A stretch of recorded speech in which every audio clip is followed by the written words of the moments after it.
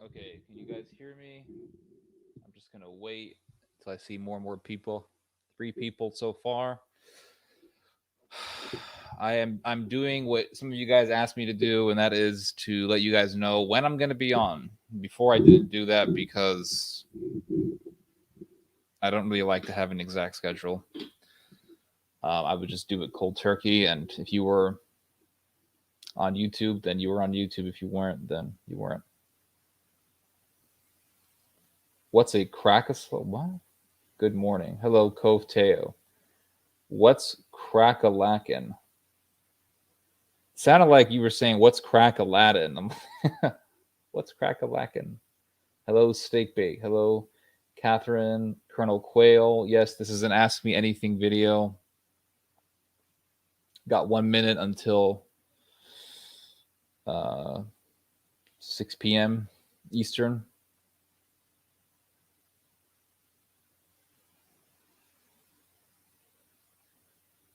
And you guys can ask me whatever you want. This is the day. So I'm doing these. I'm gonna do these once a week. Okay, I'm gonna do these once a week.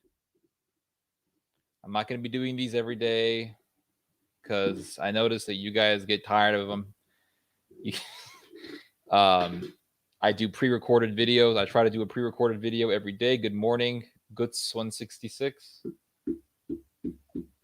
I do pre-recorded videos on current events. I try to do one a day. And then once a week, I do these live streams. I'm going to do this live stream. So this is your day. Ask me whatever you want. I don't have any sort of exact subject matter to talk about unless you want to talk about Afghanistan. I read an article today that in France, not in France, but the French are planning on leaving Mali. They're planning on leaving West Africa. And there's over 5,000 French troops in West Africa. Exactly. Steak bake. Hello, this old helmet. Hello. The French want to leave West Africa, so once they leave, basically what happened in Afghanistan, it's very likely that's going to happen in Mali because the Islamists in Mali are super, super strong and they're very popular and they're very well armed. Hello, Kopo. They're very strong in Mali, and so you could be seeing an Islamist uprising in West Africa. The death toll in the terrorist attack that took place outside of Kabul is now a lot higher than what was reported last night. Initially, they reported, okay, at least 30 dead. Then later on, hours later, they said, okay, at least 90 dead. Now they're saying it's over 100 people. I mean, it's like 100 and what's the death toll now? Like 117 people or something? Let me look it up real quick. 169 people now. 169 people so far. 170. This article here, Times of Israel, says death toll rises to over 170 people.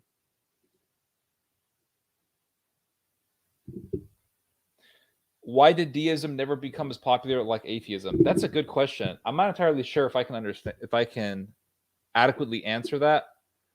Oh, okay. You know what? I just thought about it. My mind works without even me forcing it to work. So I think I know how to answer this question. Why did deism die out?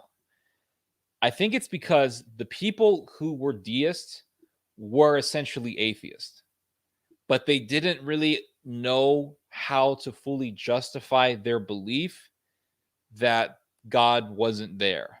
So the deist ideology is that there is a God who created everything, like an engineer creates a machine, but this God is not involved in human life at all. This God is not involved. This God is just, he's up high in the sky. And this is basically one step before atheism. It's one step before atheism. It's one step before atheism. It's the gateway to atheism. But because this was in the late 18th century and the theory of evolution had not been completely solidified, people just went along with deism because it was kind of a nice way to be an atheist. It was like a safer way to be an atheist. Now, in the late 18th century, there were inchoate stages to evolutionary theory, right? There were evolutionary ideas of evolutionism that were already popping up in the late 1700s. But they were considered to be hypothesis, or they were almost like Enlightenment philosophies more than anything. And they weren't considered completely accepted scientifically. Evolutionism was I think more so associated with a philosophical ideology more so than anything else. So, for example, the grandfather of Charles Darwin, Erasmus Darwin, he had ideas that pretty much were evolution. He had an idea of survival of the fittest in the late 1700s. Erasmus Darwin believed that the weaker things die off, the stronger things survive, and that's how life evolves. That we evolve from lower organisms. Erasmus Darwin was also a figure of the Enlightenment. He was also a figure of the French Revolution. He had anti-ecclesiastical, anti-church sentiment, very much so against Christianity, very much so against the Catholic Church, and he was a deist. And he had a philosophy that was evolutionism, that was connected to evolutionism. He would eventually write a poem conveying his evolutionary ideas. Again, a lot of it was connected to philosophy. Herbert Spencer was a guy who believed in a form of evolution, but he believed in a philosophical evolution, that human beings evolve intellectually. So back in the ancient times, far ancient times, people were shamanistic, or they believed in polytheism. And then people evolved intellectually to monotheism, to monotheistic religions. But now we have philosophy, and philosophy is like the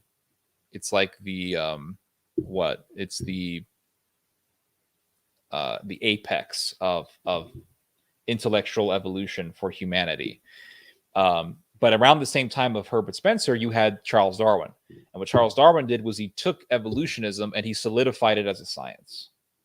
So it wasn't just a philosophy. It was now something that could be proven scientifically and be given a scientific package. So that pretty much made atheism justified. Now you could say, well, there is no God. Everything is just a process of evolution. I hope that answers your question. Hello, Olivia. Does Mali have a greater will to resist? When I was in Afghanistan, their troops told me their plan all along was to desert when the U.S. left. Yeah. Does Mali have a greater will to resist? I doubt it. Because I've heard that even with the French they still have a lot of difficulty curtailing the rise of Islamism. And a lot of Malians, I don't want to say Africans because it's like you're generalizing the whole continent, but a lot of Malians actually hate the presence of the French military. They don't want the French there. Within the last year, there have been 2 coups in Mali, from what I've heard. And Islamic militancy is very high there. So I mean, the French, I think, are just, it's kind of like you have a leak and you're putting tape over the leak kind of thing. It's like it's your last defense. It's the only thing keeping everything together. Once the French leave, the whole place is going to go straight to hell. Hello, Alexander. That's the thing about third world countries. Like, oh man, I'm pretty sure like anyone who's been to a third world country, I think, understands this.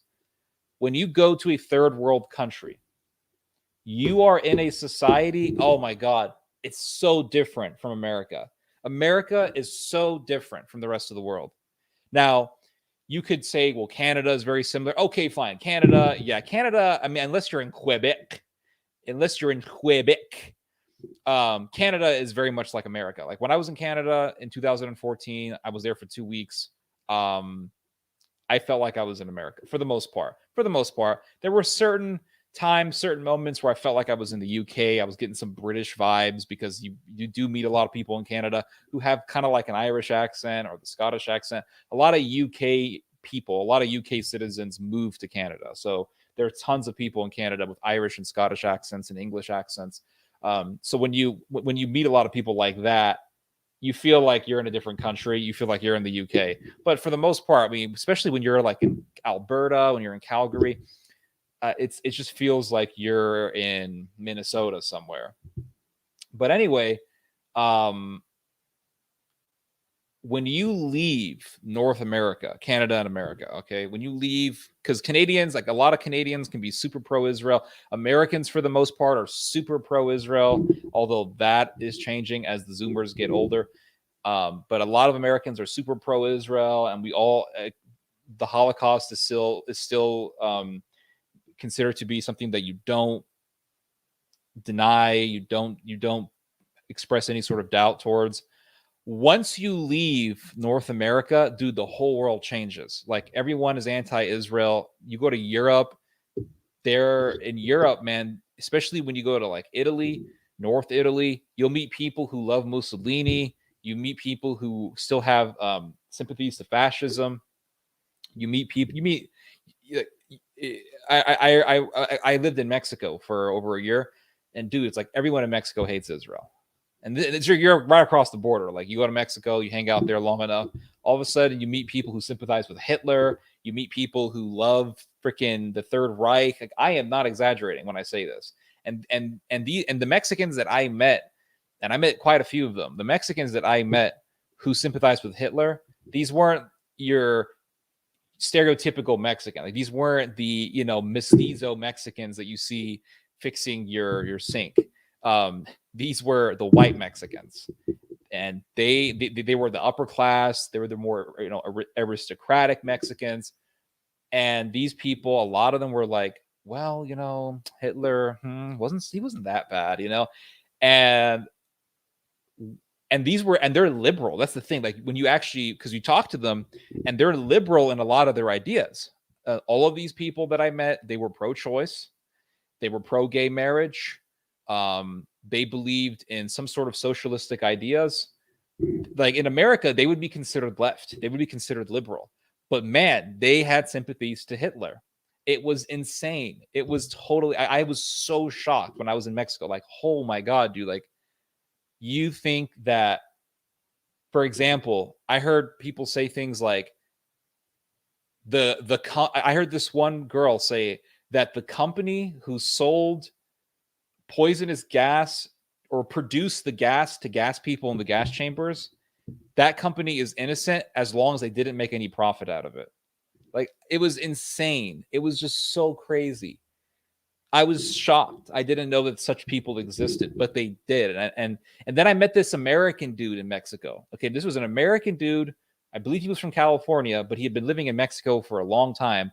But dude, Americans who live in Mexico, stay the hell away. If you ever go to Mexico, which I highly recommend that you don't, but if you ever go to Mexico, never associate with Americans or Canadians in Mexico. Never. Just never do it.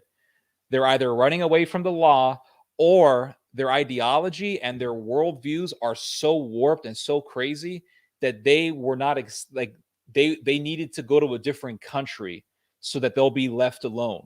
That's how crazy these people, like never do it. And I met this American guy in Mexico. He was a teacher. He was a history teacher at the school that I was attending. And he was an American history teacher. And I got into an argument with this Mexican guy about the Holocaust and all this stuff and Nazism. And this American dude comes over, and I'm like, okay, you're an American history teacher. Could you please tell this guy that he's wrong about the freaking Nazis? Because this guy was like, because this Mexican guy was arguing something like the Americans should have left the Nazis alone and should have just the Americans should have let the Germans do their business, and the Americans should have just minded their own business, essentially. And I said, this guy thinks that America should have left the Nazis be.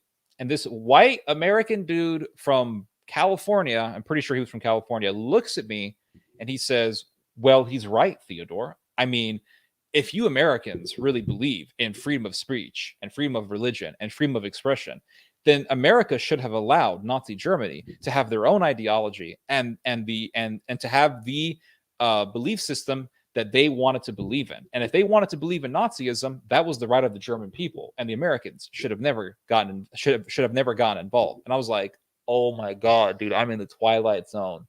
This is insane. I couldn't believe that people like this existed. And this dude was a total liberal. That's the thing. He was like crazy far left American dude who, believed in abortion, pro-choice, pro-gay marriage, hated George Bush, hated the Iraq War. And I was trying to realize, like, why are so many people that I'm meeting in Mexico sympathetic to the Third Reich? Why? And I came to the realization why. It's because they hate America so much. They hate America so much that they would sympathize with anyone who went to war with the U.S.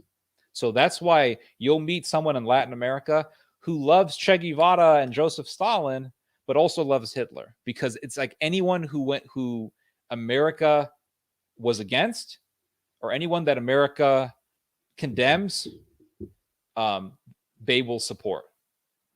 For example, you'll meet tons of people in Latin America who have sympathies to Hezbollah. They have sympathies to the PLO. They have sympathies to terrorist organizations. It's crazy. It's so crazy, dude. Like, once you leave America, once you leave North America, because we have to include the Canadians, it's a different world. Even if you go to England, dude, it's a different world up there. It's not the same thing. That's why I laugh when I hear white Americans say, oh, we're European Americans. Like, stop lying to yourself, dude. You ain't Europeans. And people in Europe don't think you're European. Yeah, you're white, 100%. Yes, your ancestors were from Europe, 100%. But if you being white makes you automatically European, then people in Afghanistan who have blonde hair and blue eyes should also be called Europeans, because they're white too. They're white Afghans. There are people in Afghanistan who look 100% white. Are they European too? Like, no, they're just all sons of Japheth. But that's a different topic. My point is like, once you leave the American sphere, it's a different world. You'll meet people who love Adolf Hitler. Like, dude, the whole world was shocked. The whole world was shocked to see how many Nazis are in freaking Ukraine. So, the world was shocked. Like, wait, there's freaking skinheads in Ukraine who are torturing people and burning people alive during the 2014 war between Russia and Ukraine. People were like, I was shocked. And then all of a sudden you see the Euromaidan in Ukraine, in Kiev, and you see these huge crowds of people, and they all sympathize with Stefan Bandera. They all sympathize with all this crazy, like, what the hell, dude? And I know there's a Croatian dude on the chat. I was shocked to see how many people in Croatia sympathize with the Nazis in Croatia. What were they called? Ustashi. Like, there's so many people in Croatia who still to this day sympathize with the Ustashi. I met a Croatian Catholic priest years ago. He was American Croatian, but he was still, like, he identified as Croatian, and he knew about the Ustashi, and his grandfather was Ustashi. His grandfather was straight up Ustashi, and he told me about why the Ustashi were good people. It's crazy, because in America, you were brought up, gotta love Israel, the Holocaust, 9/11, Islamic terrorism is bad. Like, that's how I was raised. That's how a lot of people were raised. But then once you go to Italy, you go to Spain, you go to Germany, you go to all these different countries, South America, Latin America, you're in a different world. You're in you're in a different world when you walk into a restaurant and they don't have free refills, and you're in Nazi territory when you go to a restaurant and you say, "Give me a Coke," and they give you a can of Coke. When they give you that can, you know you're not getting a free refill. You're like, okay, we're either in communist or Nazi territory here, guys. Just lay low, okay? Stay low on the radar. It's insane. It's insane, dude. That's what people don't get it. They're like all these dumb girls that you meet. They're like, I want to go to France. I want to go to Germany. I want to go to Austria. I want to like, why the frick would you want to go to any of these countries, dude? I went to Italy in 2019. Oh my god, dude! They gave me a bed that was like half my size. I'm like, if I have a bad dream, I'm gonna roll off this bed. This bed is so damn small. The shower is like 2 feet wide. There's no free refills. Everyone's trying to jip you off. You meet some guy who loves Mussolini. Pretty much everyone that I met, I was in North Italy. Pretty much everyone that I met loved what's his name? The dude who Matteo Salvini. Everybody was a Matteo Salvini fan. Everybody had expressed some sort of anger to immigrants that they were one of the reasons why Italy was in such a terrible situation. You can't walk into a restaurant without somebody trying to jip you off. You can't walk into a cab driver without somebody trying to jip you off. Dude, a freaking nun was trying to jip me off. I'm not exaggerating this. I went to a hotel in North Italy, in Rome, actually, and it was a hotel where anyone can stay, but the hotel was ran by nuns. So it's a hotel. I mean, there were people there, regular people there. You don't have to be a monk or a priest, but the hotel markets itself as a place where nuns and priests and monks or pilgrims can come when they want to visit the holy city, the Vatican. And this nun was like, "Oh yeah, it's I couldn't believe it." She was like, "It's 60 euros per person." 60 euros. I checked the website and it's freaking 30 euros a night for a room. It's not, she was like 60 euros. She was trying to like rob me. I mean, it was insane, dude. It was insane.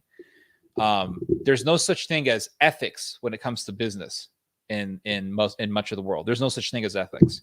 Everyone's trying to haggle you. It's too much pressure.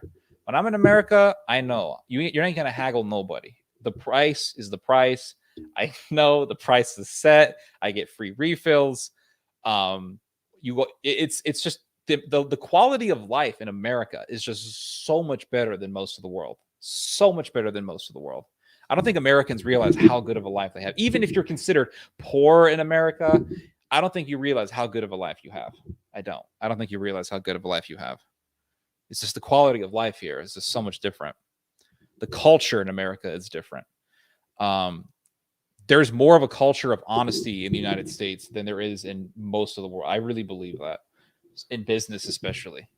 Yeah, there's going to be people who are going to try to nickel and dime you, but it's nothing like the rest of the world. But man, ideologically speaking, it's just, once you leave America, it's a different planet. But anyway, I went on that tirade because I'm just going to allow questions to accumulate. That way I have just a whole set of questions. But yeah, like going back to your question about Mali and Afghanistan, man, the reason why Afghanistan fell so quickly is because that society is corrupt as hell. Dude, that society is so corrupt and so decayed. I remember decades ago, my father telling me about Afghanistan because my father ran businesses in California. He ran food trucks and coffee carts in California. And my father would hire Afghan immigrants. And most of them were good. Most of them were good workers. But they would tell my dad about Afghanistan and how freaking shitty Afghanistan is. Those people were so happy to be in America that they were working, selling freaking hot dogs and hamburgers in a food truck in the Oakland BART station in the Bay Area. They were happy just to do that. They were happy. They rented, they shared a house together. They did whatever they could to live, but they were just so freaking happy to be in the United States that they would rather live in Fremont, California, where all the Afghans live. Freaking the biggest population of Afghans in the world outside of Afghanistan is in Fremont, California.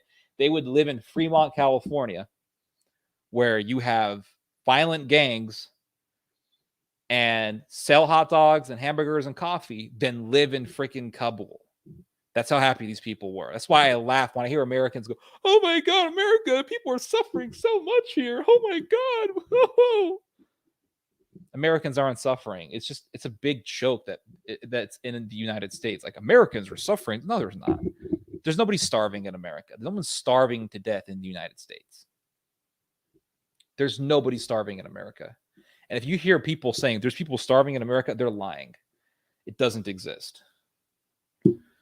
But yeah, that Afghan society is so corrupt and so messed up that people have no idea how corrupt the world is once you leave America. It's so messed up. Anyway, hello, Alexander.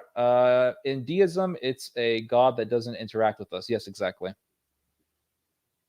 I think for me, it was a step that allowed me to drop all religious beliefs. Are you a deist or atheist or whatever? What are you? Imagine believing your God's abandoned school project. Pretty much. It's like walking away like the stove is on. Didn't Isaac Newton kind of believe in a form of deism? Yes. I think Isaac Newton, I don't think, I know from what I read about him, that Isaac Newton was a guy who presented himself as Protestant, but secretly he was an Arian heretic. Like, he completely rejected the Trinity. He rejected the divinity of Christ. Like, Sir Isaac Newton was a serious heretic, and I think he was involved in the occult. Let's see here. I like your answer, although I wonder why deism was only popular in France and England. Why was it popular in only France and England? Well, it wasn't. I mean, it was popular in America as well, man. Like, a lot of our founding fathers were deists. It was popular in the United States. It was popular. I mean, it was probably mainly mainly a movement in Europe. Yes. I wouldn't expect deism to be popular in a country like Italy, although it did exist in Italy as well. But in Italy, where you have such a strong identity of Catholicism, especially in those days, in England, it makes sense because England was kind of like the Mecca of Protestantism, and it would make sense because Protestantism is kind of like one step to deism. Because you get rid of the church, you get rid of the structure, and it's like, well, what else is there? Well, there's God. Oh, well, okay. Well, that's just make him irrelevant as well. The French, it does make sense because the French became so anti-Catholic that I wouldn't even consider France a Catholic country anymore. I think France is no longer a Catholic country. I don't consider it Catholic. It's a country of the Enlightenment, kind of like how the United States is. But the United States is a product of the Enlightenment as well. Just it doesn't have the guillotines and the blood drinking. But I wouldn't expect deism to become popular in countries like Spain, where there is a heavy Catholic identity there, or in Eastern Europe where there's a heavy either Catholic or Eastern Orthodox presence. So deism was popular in countries where Catholicism was pretty much dead. That's where deism thrived. Deism also had a strong presence in Germany. It's not just England and France. There was a strong presence there. And after Darwin died, there was a German guy. His name was something Henkel, I believe, but he was like the big evangelist for evolutionism after Darwin died. And then let's not forget that there was Hegel, man. There was the Hegelian philosophy that was part of the Enlightenment, and that came from Germany. So Germany also is a big factor in the history of the Enlightenment. Hegelianism would eventually influence like Karl Marx, and that would give birth to communism. I mean, like, Germany is a country where there's where the history of deism and communism and Protestantism, I mean, it's all centered in Germany. So Germany Germany played a huge factor in the rise of these sorts of destructive philosophies. Hello, Christian Estrada.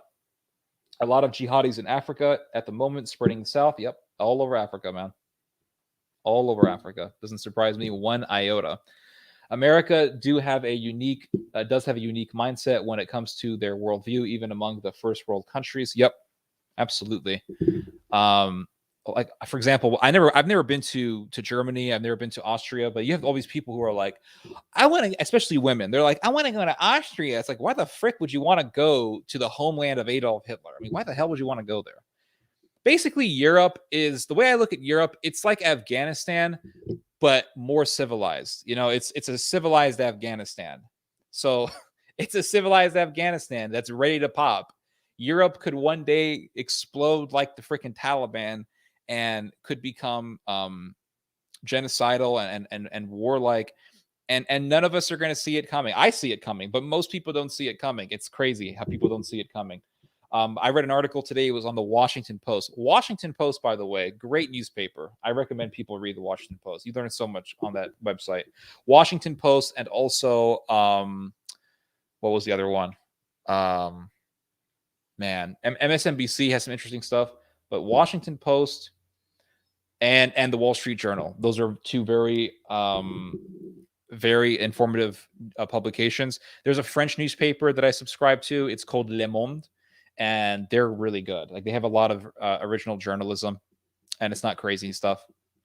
But anyway, Washington Post came out with an article today about why Europeans don't trust Americans, like how there's all these statistics that show how trust for the United States and Europe is declining tremendously. And for example, there was a poll that was done in Europe. They talked to people in 16 NATO countries, and the majority of people believed that if another NATO country was attacked, that they should not be defended. So, for example, like they can ask people in France, would you defend Poland if Poland was invaded by Russia? And majority of people would say no. This is basically the state of NATO right now. Like, NATO is declining. There's a lot of lack of trust within NATO, and if you have no trust, then you really can't have any cohesiveness. I mean, the one thing that's necessary for cohesiveness is trust. If you have no trust, you have no cohesiveness. That's why if you look at societies where people don't trust each other, especially like in third world countries where a lot of people don't trust each other, you don't really see a whole lot of cohesiveness. And so without that cohesion, NATO can't really exist. So you're seeing the cohesiveness between NATO countries declining. But within that same study, within a different study, actually, they asked NATO countries, do you believe that America would defend you? And the majority of people said yes, that they did, that they would trust America to defend their country if they ever got invaded by Russia. But if you actually look at the numbers, for example, like in some countries, it was maybe 55% of those who were polled believe that America would defend them. I mean, 55%, yeah, that's a majority, but you still have a huge chunk of the population that doesn't trust America. And Germans were polled, and most Germans actually don't trust Americans. They don't. So you're seeing this trust for the United States, trust in the integrity of the United States declining. The idea of America being this protector, that's declining. The whole damn thing is diminishing. And once America, people don't realize it, America is a country that's so different from the rest of the world. If America loses control over the world's going to shit. People don't realize that. The world is going to shit, whether you like it or not. Whether you believe that America should leave Afghanistan or not, that's irrelevant, because America is leaving Afghanistan. That you can't stop it. But it is a matter of fact. It is a matter of fact. And I'm not saying this because I want people to become neocons. I'm not saying this because I want to convince people or I think people should become like absolute militarists or something like that.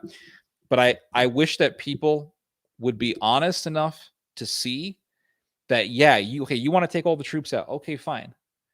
But be honest with yourself enough to see that once America withdraws itself from the world, the whole world's going to shit. The whole world is going to absolute shit. How do I know that? Look at Afghanistan.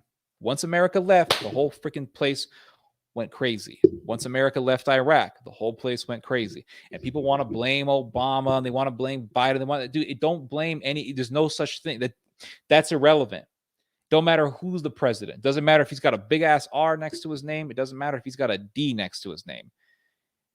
Afghanistan, Iraq, these countries are they're so deep in political turmoil that anytime, if America, it doesn't matter who the president is, once America leaves, the whole place goes crazy. That's just how these countries are. And that's That should give you an idea of what happens when America leaves the world. That should give you an idea.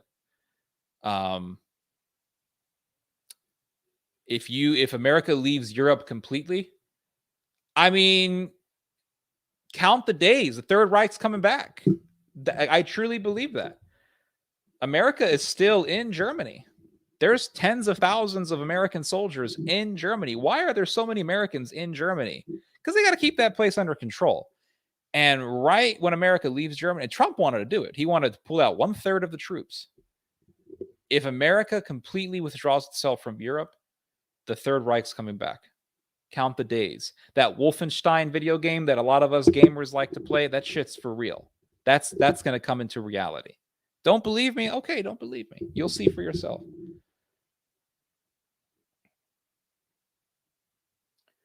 Thoughts on Cardinal Richelieu? I don't know. Wait, was that like a... Hold on. Cardinal Richelieu? Is that like a... Hold on. Was that like an 18th century guy? I don't know. Oh, man. I think I read about this dude when I was reading that book on Jacobinism. But hold on. Did he what was it? Oh, okay. Hold on. Yes. Oh, okay. Hold on. Yes. Okay. I'm pretty sure I know about this guy. This was the dude who told the French to side with the Protestants to screw the Habsburgs. Am I correct? Okay. Yeah. So basically, then during the 30 Years' War, when the Protestants and Catholics were fighting each other. Okay. So the 30 Years' War, it began as a war of ideology. It began as a war of religion. It did. The Protestants in Bohemia, modern-day Czechoslovakia, or the Czech Republic, as you're supposed to say today. Protestants of Bohemia revolted against the Holy Roman Empire. There was this battle. They started persecuting the Catholic minorities. There was a battle. Habsburg Empire goes down there and raises hell, defeats the Protestants, defeats these Hussite Protestant thugs. Hussites lose. And then the Habsburg Empire sends some people over there to be delegates because, they're supposed to be civilized people. And these Protestants throw them out of a window. They call it the defenestration of Prague. Okay. They throw them out the window. Thankfully, they survived. They ran away. And basically, the Holy Roman Empire declares war on Bohemia. So there's a war, and the war escalates from a regional war between the Holy Roman Empire and Bohemia to a full-out crazy war between multiple European countries. I guess you could say this was like the First World War in a way. I don't know. It's kind of like a world war because the Ottoman Empire was involved. I mean, the Ottoman Empire got involved, but from being a war that was just between the Holy Roman Empire and Bohemia, it escalated to a war between Holy Roman Empire and Norway, Holy Roman Empire and Denmark, Holy Roman Empire and the Dutch, Holy Roman Empire and the Swedes. And once the Swedes got involved, that changed everything because the Catholics, they were kicking ass. Like they were kicking ass pretty much the whole time. But then the Swedes got involved. So then when the Norwegians got involved, the Norwegians were okay, but the Norwegians got their asses kicked as well. But then the Swedes got involved. And once the Swedes got involved, the Swedes were a serious force of war. And they made it very difficult for the Catholics. But, it was kind of like a stalemate. I mean, like nobody was, at one point, it was like nobody was really winning this conflict. And you had mercenaries who were fighting on both sides. I mean, they were fighting for the side that paid them most. But there were cases where mercenaries would get captured by the other side. Like, so let's say there was a Catholic mercenary who was fighting for the Protestants. He gets captured by the Catholics. The Catholics say, we're going to pay you to fight. It was crazy. It was so crazy. So Cardinal Richelieu, this Catholic leader, comes along and he tells the French, get involved in this war, side with the Protestants so that you can defeat the Habsburgs. And we can defeat the Habsburgs and take all their territory. Perfect plan. So the French get involved. And once the French get involved, then it was really a stalemate because the French were a serious military machine. And it came to the point where they had to settle on an agreement, right? The what do they call it? The what's the name of the treaty after the 30 Years' War? I don't remember. Westphalia, Treaty of Westphalia, because they had to do it because it was like nobody was going to win this war. But after the Treaty of Westphalia, the French and the Spanish were still killing each other for another 50 years. So some historians think that we shouldn't even call it the 30 Years' War. Some people think that we should just call it the 80-year war because for 50 years more, the Frenchies and the Spanish were fighting each other. Catholic killing Catholic. So yeah, that's my Cardinal Richelieu was a cardinal, but he was probably one of these cardinals who like he either inherited the position or he like bought the position. And that was a very common thing in those days. Dude, cardinals in those days were not like the cardinals of today. Cardinals of today, you know, they went to seminary and they're supposed to be religious people, supposed to be. In those days, dude, you could be a cardinal, but you were almost like a king. You weren't even a theologian. You were a cardinal. You were a white dude with a yarmulke who could lead an army, you know, and you had political prestige and you had tremendous influence over the government. You had tremendous political leverage. It was insane. It was insane. You know, I'm going to answer all of your all's questions, by the way. I'm going to spend a long time here. So if I do a speech to answer your question, don't worry. I'm going to answer your question. I try to answer everyone's question as adequately as possible. Okay, thoughts on the harlot and the harlot's doctrine of demons. This is an end times question, man. You're asking me to predict the future. You know, there's different opinions on the end times. You could have, it could be just Islam. I think that it's going to be Islam and a bunch of other stuff. Could be Islam and Hinduism, Islam and Buddhism. Could be a whole amalgamation of different doctrines. I don't think there's any. I think it's very difficult to prove that it's gonna be just one thing. You know what I mean? I think it's different things, different doctrines. In Southeast Asia, fascism and Hitler have its dude. It's insane. It is insane how freaking popular fascism is outside of America. It is. I remember I was in South Italy. I was in North Italy. I was in this area. I forget what it was called. It was in the Emilia-Romagna province of Italy. It was like 9:30 p.m. and this dude was driving me down this road through this village. It looked like something from Resident Evil. And he told me, he was like, dude, everyone here loves Mussolini. I said, what? He goes, everyone here loves Mussolini. He says, especially young people. Oh, look, someone's trying to call me. I can almost guarantee that this is a scam call. Let's see. Hold on. Hello? Hello? Hello? No answer. If I get these scam calls every day. If I get another one, I'll entertain you guys with it. But man, yeah, it's like everyone loves freaking fascism or Joseph Stalin once you leave America. It's crazy. It's insane, dude. You go to freaking Austria, Germany, you'll meet people who love Adolf Hitler. You will. It's crazy. Bolivar was Aryan, few know this. Who the Bolivar? He was born from okay, yeah, it's a joke. Gotcha. Kvetching is contagious. What's kvetching? What is that? What's kvetching? Is that like a meme thing? Complaining is contagious. Oh yeah, that's true. I agree. Mexico's probably still salty that we intercepted the Zimmerman telegram. Oh yeah, the German World War I. I think Mexico actually wasn't really willing to even partake in that war because Mexico knew that it would just. I mean, Mexico got its ass kicked so badly in the Mexican-American War. It's a freaking joke. If you go to Mexico, they're still bitching about how America took their territory. I'm not joking, dude. It's actually very common over there. They'll still bitch about like, oh, you know, we used to own Texas, we used to own Arizona, we used to own California. It's like, well, yeah, you all got your asses kicked pretty well. They got their ass, and thank God that those American states are not under Mexico.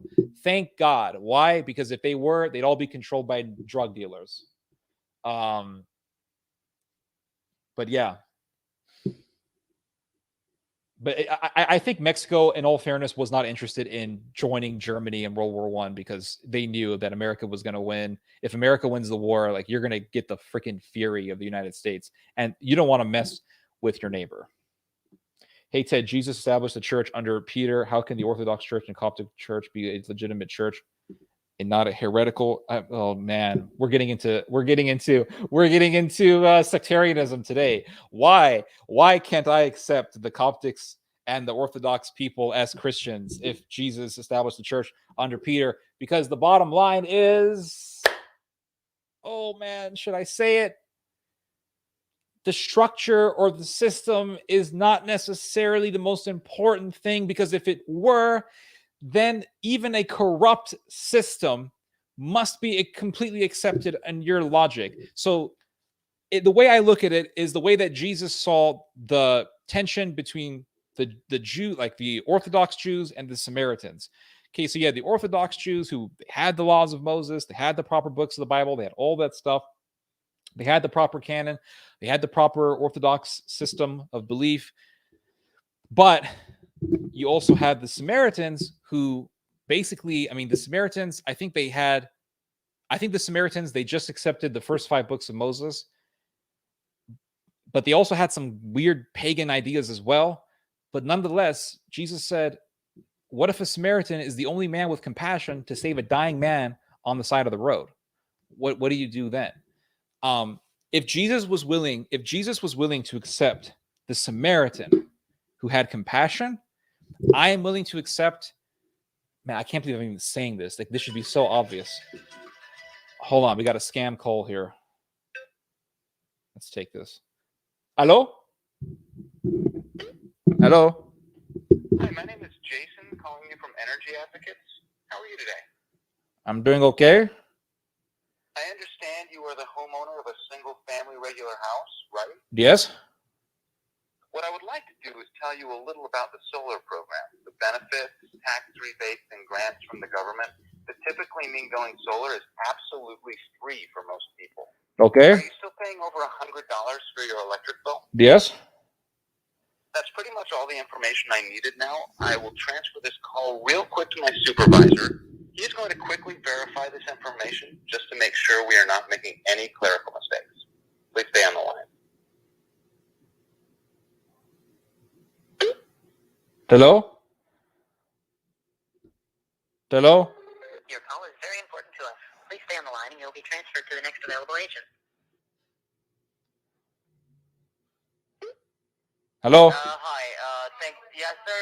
Your call has been transferred to me. My name is Daniel. How are you? I'm doing okay. Yourself? Yeah, I'm also doing good, sir. Thank you so much for asking. Well, I won't be taking too much time. I do believe I am speaking with a homeowner, right, sir? Yes. That's great. Well, sir, this is not a sales or sign-up call to you. Actually, the reason of my call is to provide you information, quotes, and estimate about our latest solar program to lower down your electric bill. And being a homeowner, sir, how much you are paying for electric bill? Like $100, maybe a little more than that, right? Why, as an Indian man, don't you show me some respect as a fellow Indian? Ask me, how are you doing? How is your family doing? Why do you call up, automatically get into business? Nice. Why don't you ask me, how am I doing? How is my family doing? Why do you automatically go to business? I'm not Indian. First thing is that. What are you? Are you from Pakistan? Are you from I'm from Egypt. You're from Egypt? And look like you're also, Do you speak Arabic? Do you speak Arabic? Do you speak Arabic? You can speak Arabic? Do you speak Arabic? I can't speak Arabic. You cannot speak Arabic? You are Egyptian? You are lying. You are Indian or Pakistani? No, I'm not lying. Listen to me. I can speak Persian. You can speak? You can speak Persian. How can you be from Egypt speaking Persian? Yeah, basically, my childhood, I just passed my childhood. Oh my God. And after that, Are you Muslim? Are you Muslim? With my family. Are you Muslim? Why are you asking me this? You are asking me questions. I have a right to ask you questions. Are you Muslim? Look like you are Muslim. Are you Muslim? First of all, you have to tell me, are you the Muslim? Yes, I'm also. you are Muslim. Why are you lying to people if you are Muslim? Actually, the reason is that I'm working with a company. That's why. Okay, so tell me something. Tell me something. Will the solar panels that you are selling, will they be able to harness the energy to destroy Pakistan? Tell me. Hello? Okay. Anyway, thought that would be fun. This is Friday, so you know anything goes, dude. We can ask questions, whatever. Yeah. So anyway, going back to the whole like, I really don't care if you're Orthodox or Coptic. I can meet a Catholic priest who loves freaking gay stuff, predator. They go after boys. I can meet a Coptic Catholic priest, a Coptic Christian priest, who has more endurance and zeal against evil than any of these Catholic priests that I have seen. So as far as I'm concerned, I really don't care if you're Coptic or if you're Orthodox. I don't care if you're Greek Orthodox, Serbian Orthodox, Roman Catholic, Coptic. I do not care. I'm honest to God, like, so tired of this freaking question. It's obnoxious to me. God, what was I gonna say? You have these people on YouTube who are like, "Oh my God, this Assyrian priest is gonna talk. This Assyrian priest, Maronite priest, this Greek Orthodox priest is talking. Oh my God!" And it goes right back to that like ortho meme that you see online. But you see the same sort of stuff amongst the Catholics. Like, I don't care. I do not care if you're Coptic or if you're Greek Orthodox. If you're Greek Orthodox, you go to church and you have a gyro. If you're Serbian Orthodox, you go to church and you have a chevapi. Like, who cares, dude? I don't give a damn anymore. Hope that answers your question. Oh no, the Dutch Nazi is in our presence, guys. What should I do? Danish Nazi. Sorry, he's a Danish Nazi. It's like how people in Ireland. Okay, hold on. All of you Americans would be surprised on how many people in many parts of the world love Hitler and Nazi. Yep, people would be shocked, absolutely shocked. It's like how people in Ireland who hate the British so much they will go with whatever British. Yep, that's why so many people in like Northern Ireland will support like Hezbollah and Palestinians and stuff, because a lot of the English are pro-Israel. So there's like, oh, we're going to be, believe it or not, the PLO trained the IRA. It's a fact. You can look it up. I don't like Hitler and Nazis. They gave the whole of Transylvania of Hungary during World War II. That's great, man. We should all hate Adolf Hitler. I've met white Afghans. Some had it. Yep, red. Yeah, dude. Because Afghans, dude, the racial makeup of Afghanistan is it's very mixed. You have people who are Turk, people who are Mongol, people who are and people who are Indo-European, like straight up Indo-European. And I've seen Afghans who look like they're from India. I've seen Afghans who look like they could be from freaking Germany. I've seen a lot of Afghans who look like you could just drop them in the middle of the bayou and you would think that they're going to go hunt alligators. A lot of those people are white, dude. That's why I say Europe is basically Afghanistan, more civilized. You know, the more I hear about this Hitler guy, the less I like. Ukraine is to Russia what is Ireland to England. Yeah, that makes sense. Good analogy. Not that much, to be honest. Mostly diaspora. What are you referring to? Trust me, there's many pro-fascist and anti-America sentiments. Yep, I'm telling you, people would be shocked. No free refills. Dude, that is, yes, absolutely. It's complete evil. Complete freaking evil. Also, if you guys want to come and like and actually want to talk, StreamYard allows me to invite people to come and talk. So if you want to actually like talk to me on this platform and we could have a discussion, I'm let me know. I'll try to figure out how to do it. It shouldn't be that difficult. Yeah, it shouldn't be that difficult.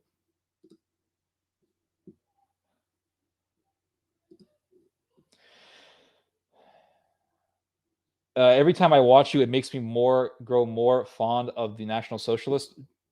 How so? Like, why do you love Hitler, or why are you growing fond of the Nazis? But I want to go to Austria and Italy. Why do you want to go to the birthplace of Adolf Hitler, man? I mean, it's crazy. Let's see, just Latin America and Europe. Either it's also countries like India. Yep, dude. Yeah, they have some Hitler worship in India. I've seen it. We are of the Aryan race. Historically, Ukraine and Russia are linked. Russia can trace their roots to Kievan. Rus, yeah, dude, yeah, absolutely. Belarus also. I mean, they're all linked together. Was that hotel in Rome? Yes, it was. It was in Rome. It's not just Latin America. Okay, I already read this. People in Turkey. Yep. Yeah. Big. Yeah. Mein Kampf was actually like a huge bestseller in freaking Turkey. The Cossacks originated from Ukraine. Weren't Cossacks like hardcore warriors?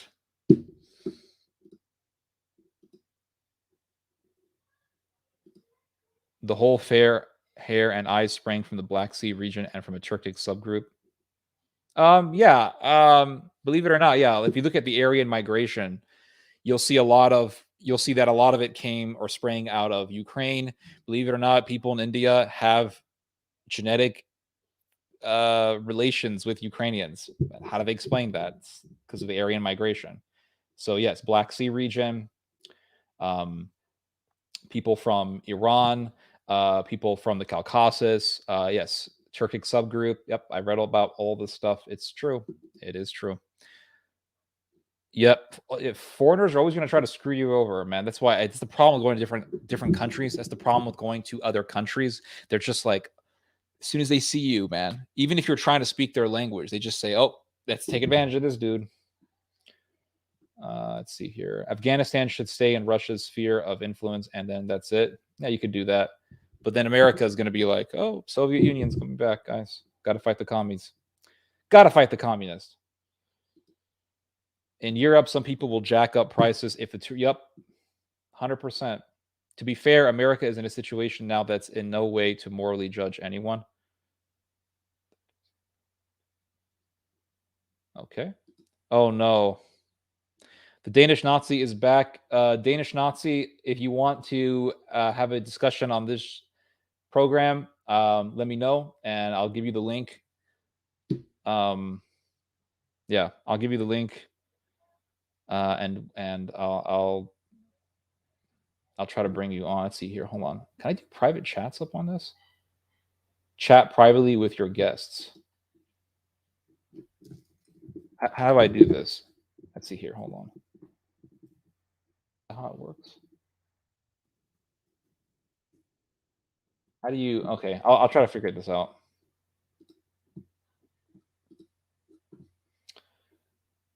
Taliban could be the Antichrist army. I mean, part of the Antichrist. I doubt it's the Antichrist army. They're not that good of fighters. They got their asses kicked in like 2 weeks by the U.S. military. Yeah, the Americans have been with the House of Saud.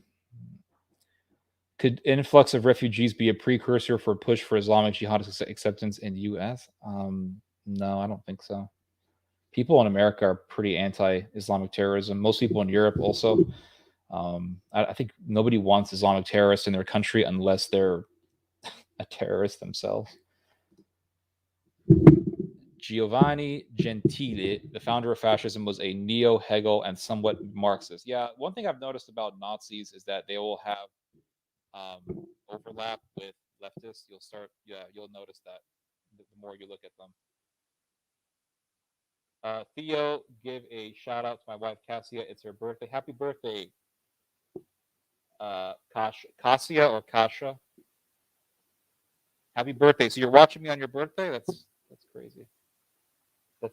I mean, not in a bad way. I'm touched. Make sure to check under your bed tonight for possible hidden Nazis. One thing that Europeans do a lot better is when it comes to maternity care.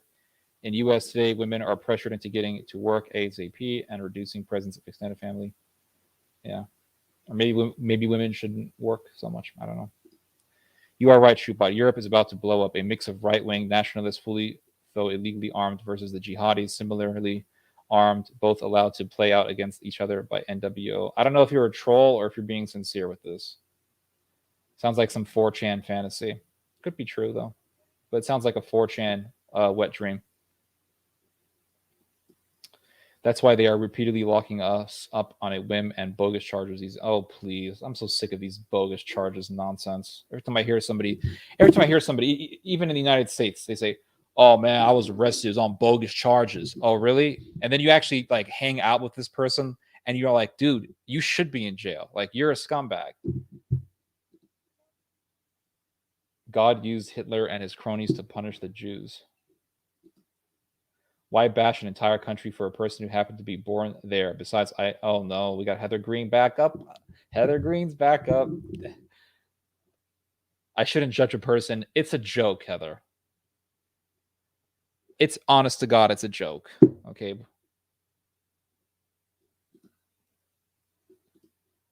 I'm American and I don't trust America. Okay. I don't trust our government either. We've been hijacked by these criminals. Okay. I'm sorry, but I don't think Americans are very bright in general. That's true, but like that doesn't account for the fact that I think America has better service to a certain extent. Didn't a bunch of wars happen after the fall of Rome? Of course. Okay, when America falls by the grace of God, we can reverse the BS Enlightenment philosophy and idolatry of democracy and return to pure orthodoxy and the true faith. Oh no. Have Nazi Orthodox Christians running around. What would all those Greek priests who fought against the Nazis think about that? I don't know.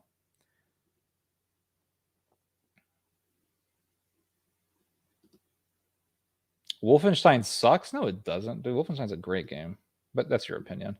The government and those in managerial positions are to be blamed. I'm not going to be so judgmental.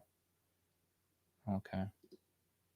Would you like the next pope to be Cardinal Sarah? Nope, I don't care about Cardinal Sarah.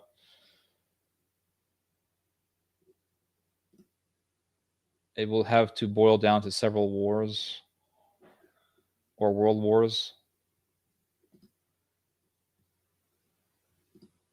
You talking about the 30 Years' War? Technically, that would be the First World War. I've heard you talk about it, yeah.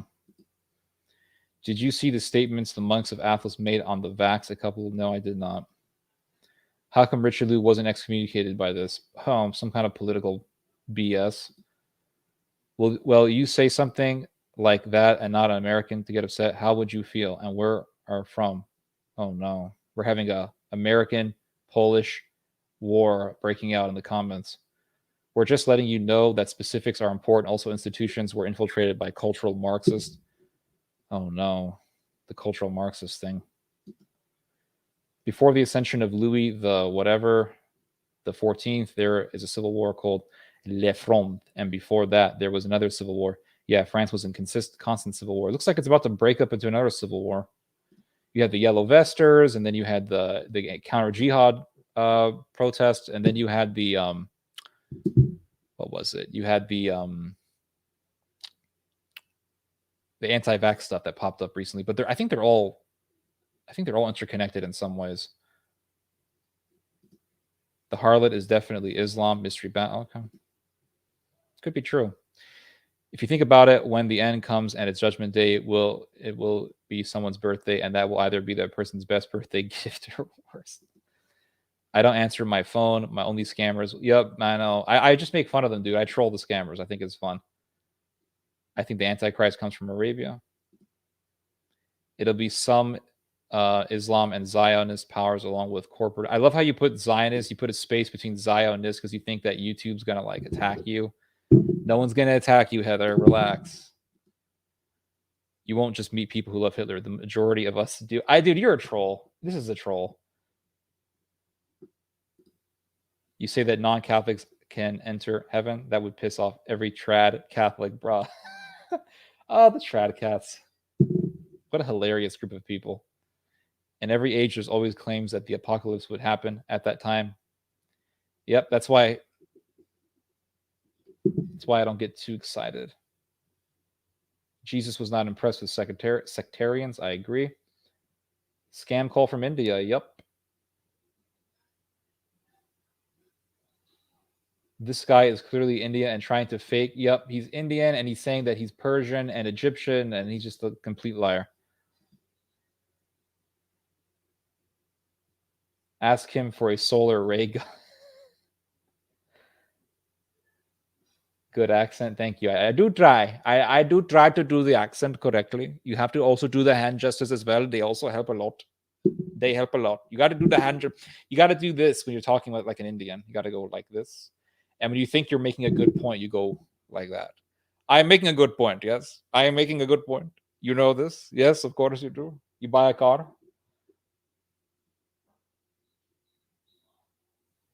Yeah, Rusty, I agree with your comment here. Pakistan, the forbidden word for Indians. I'm just going to tell them that I'm ISI next time. You're not a troll?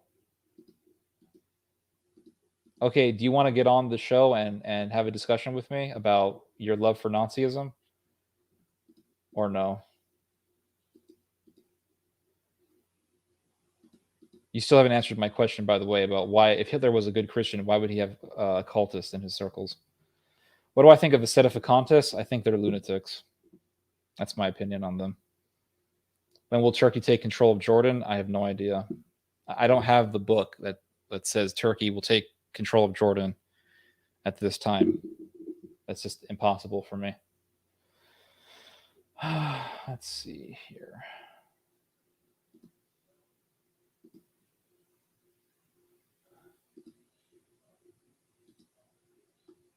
That's like asking why would Jesus have Judas as a disciple? Dude, if you want to have a debate, let me know, okay? I'll send you a link and you can get on here right now and you can tell me about your love for Hitler.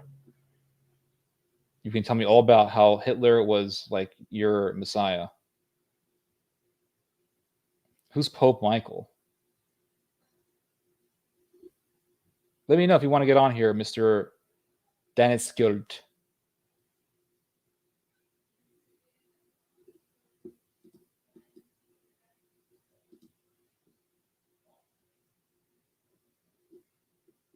Anyway, yeah, I'm just so sick and tired of all these Nazis. You do not want to know? Who's Pope Mike? I've never heard of this dude. Wait, Pope Michael? Oh, this dude. Yeah, I saw. I think Vice did a documentary on him. What a freaking lunatic. Looks like a pedophile.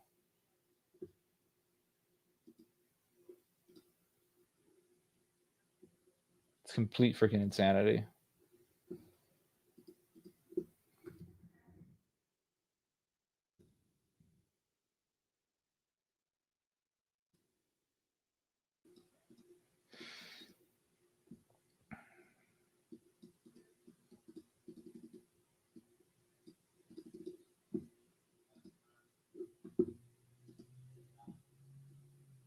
I've been here for about an hour, so if you guys want to ask me questions, maybe if you guys want to talk on here like a talk show, let me know. But yeah, the Europeans, man, they're just going crazy, losing their minds. There will next Arab Spring in Jordan. I think the king of Jordan has been doing a good job in suppressing it. But Jordan is probably going to have a lot of problems in the future, possibly with, I don't know, just the influx of, well, not the influx, but just the immense Syrian population in Jordan that could actually have some pretty bad consequences in the future. Do you see Turkey coming into Afghanistan? Yeah, I do actually. I did a video about this yesterday.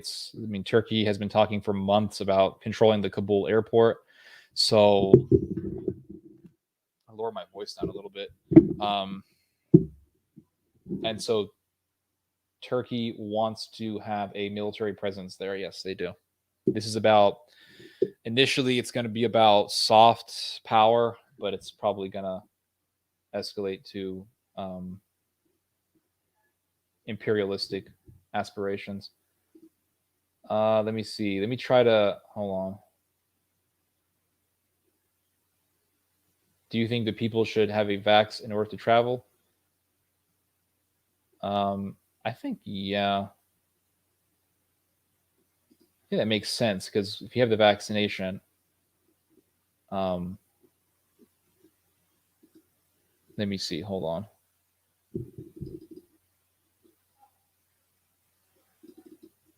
Okay, let me see if this works. So, okay.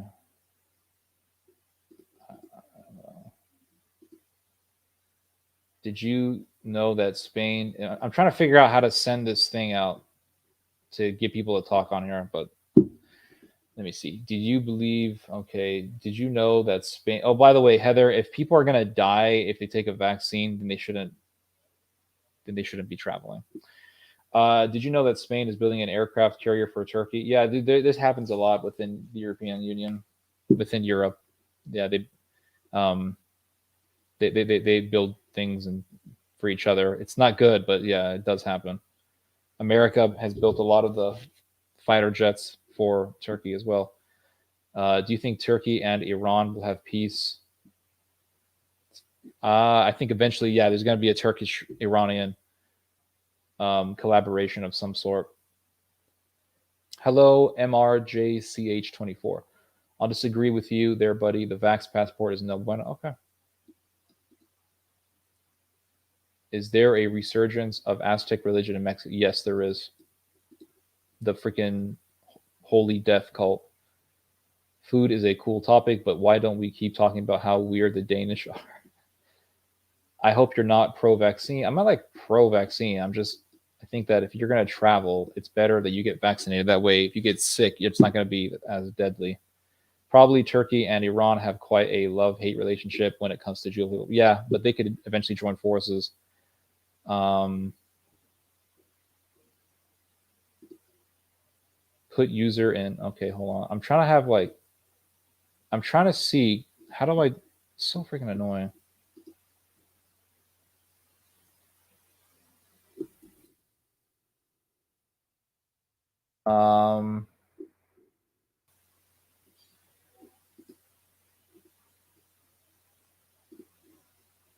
Okay.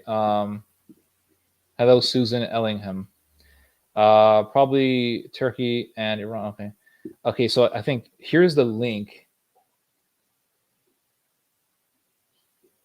Oh God, the Danish guy is back, but he hasn't agreed whether or not to talk with me, audibly speaking. I think he just wants to write comments, which is fine. I mean, just let him go away. Let him seethe in his weirdness. It's just so weird, dude. You Danish guy, you remind me of these crazy trads that I used to talk to. We're like, oh, the Austrian Empire, Holy Roman Empire. We gotta like revive it again. Holy Roman Empire. This one priest in like freaking Austria, man, he's based. He's a based priest, man. Based priest. He said that Hitler wasn't so bad. Okay, here's the link for the StreamYard. Okay, whoever can click on it. Because I don't have your guys' private information, so I can't send it to you privately. So just click on, whoever wants to click on the link, click on it, and then Joshua, if you want to click on it, or Danish Nazi, or what's his name, Julius, if you want, just click on that link. See, and then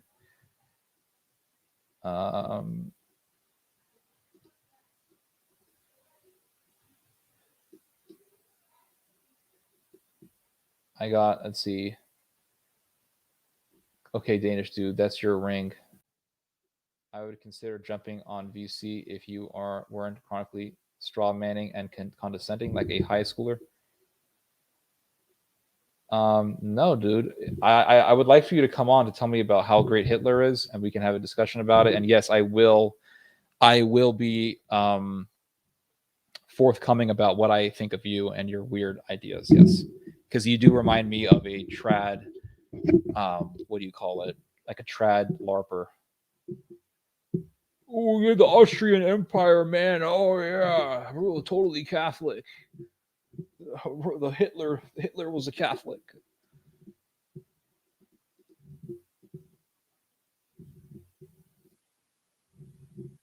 Oh, okay, Mr. Okay, Romanian Kopo. If you wanna talk, since you've clicked on the link. Oh, there you are. Okay, hold on. Let me add you to the stream. Oh shoot, there you are. Okay, hold on. Let me. Okay. Can you hear me? Let me do. Okay, can you say something? Okay, Yeah, we can hear you. Oh, nice. So you're the Ethiopian guy? Yeah. As you can see from my quite Ethiopian complexion and stuff. Let me see here. So I remember you sent me a song. It was by how do you pronounce the name of the band? Liebeck? It's like a German name for a capital of Slovenia. Mm-hmm. That one song, but that one song that you sent me, it was the song said something like Europe is falling apart. Yes, Yeah. and it is maybe. But in what way do you think what message do you think the song is trying to convey? Like it's falling apart in what way, do you think? Like the European Union, Uh-huh. I believe, is quite a shit show, Uh-huh. if I may say so. It's a bureaucratic mess. Mm-hmm. It barely functions. Like you can see, it doesn't. It at the same time, it's trying to assert itself as this international force, but the parts of European Union are even not beholden to it. If that Mm-hmm. makes any sense. The parts of the European Union what? Are not beholden to the European Union. Oh, I see. Yeah. I'm sorry, it's my second language, and No, it's okay. yeah. So, like, if you cannot control your own, Mm-hmm. first of all, there many people would consider that they're not even supposed to control the European countries, included to some extent. Like what happened in England Mm-hmm. is starting to happen in more and more countries. Mm-hmm. So I don't think it's gonna last long. So If that makes sense. more people are against the European Union. Yes, Yeah, that makes and sense. the way it acquired new members was quite suspect. Mm-hmm. It was unusual. Like it's talking about all these European values, like freedom of speech. Mm-hmm. At the same time, for example, in Croatia, what was it like? When did we join? 8 years ago, Mm-hmm. maybe. There was a referendum, so whether we should join or not. Mm-hmm. And before the referendum, every news, European Union, more jobs, more money, better food, you will get better cars, Mm-hmm. everything's gonna be great. It is definitely not a dysfunctional mess. Please join. Like all the medias were pro-European, Yeah.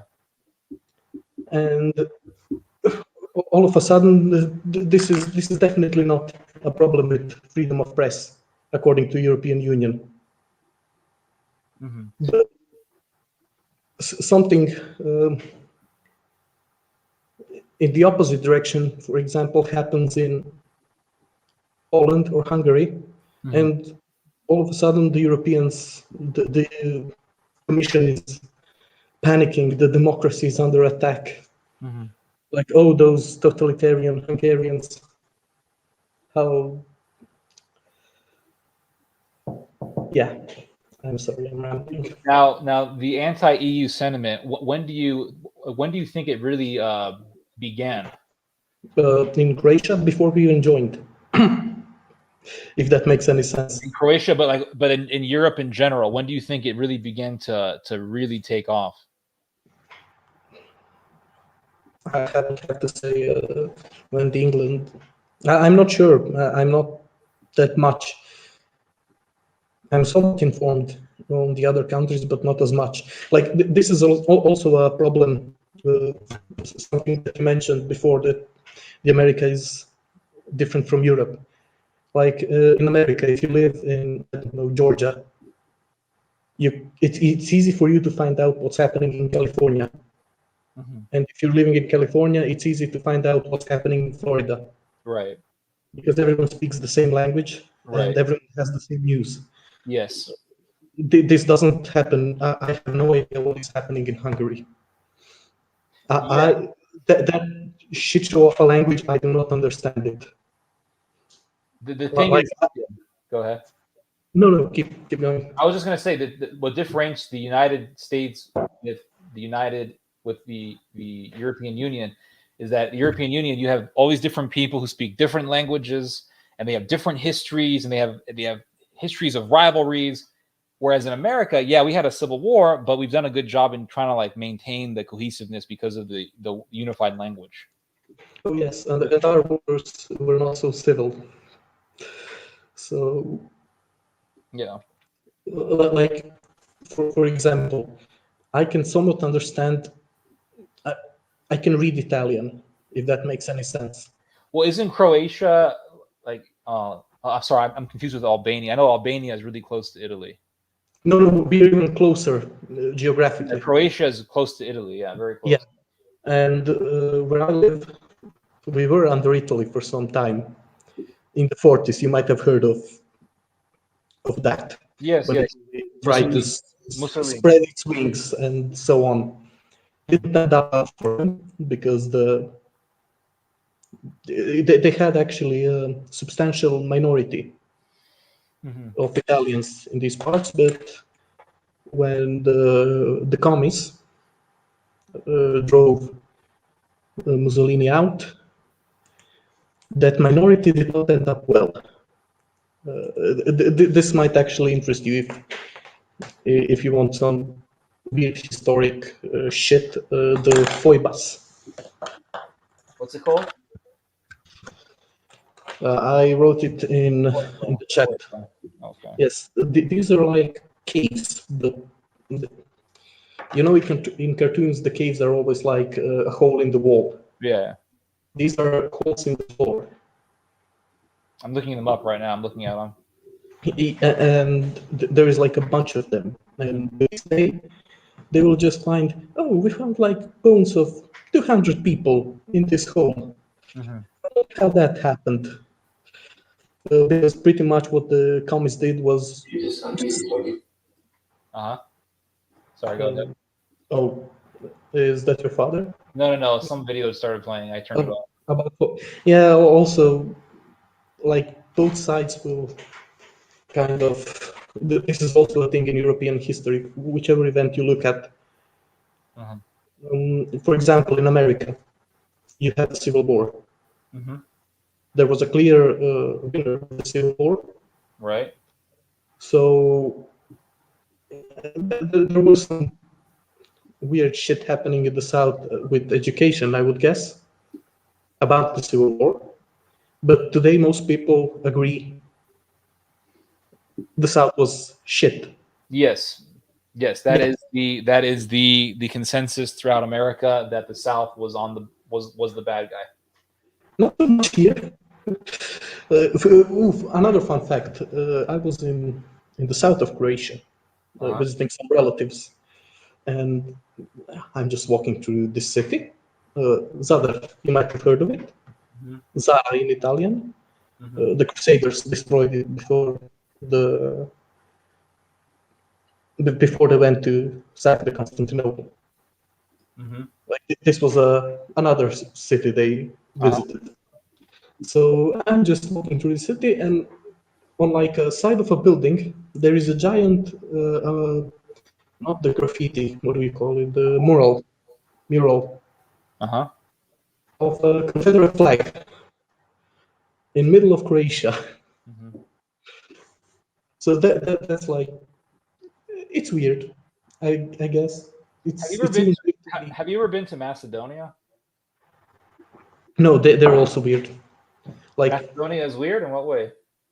you can, I can kind of understand them, but they always sound drunk. That is Like if you would talk to people from Netherlands, like there are some similarities in the language, but it's off. Or maybe better, people from Scotland, mm-hmm. when I speak with Right, like. right. Very strong. So Macedonians and Slovenians, it's almost the same, but it just doesn't sound right. I spoke to a Serbian guy years ago, and I asked him. I said, "Have you ever been to Croatia?" And he said, "Yes, I have." And I said, "What was Croatia like?" He says, "Croatia is a beautiful country." And I said, "Have you ever been to Macedonia?" And he said, "Yes, I have one time." And I said, "What's Macedonia like?" He said, "Shithole." Yeah, I've seen actually like some travel videos from people going there, and it does look. It's very poor. I've heard a very poor country. Yeah, it's poor. It funnily enough, it is like the only member of Yugoslavia that was not damaged too much by war Mm-hmm. in the first place. They had some conflicts with Albanians because that's what people do. They have conflicts with Albanians. I have this Danish Nazi guy, and he doesn't want to do it. He doesn't actually want to talk to me. He just wants to. He just wants. Oh yeah, I remember him from like 3 streams ago of He just yours. wants. He just wants He to. always Quote, seems he to be just wants. popping up. He just wants to quote Adolf Hitler. He looks like a fun person.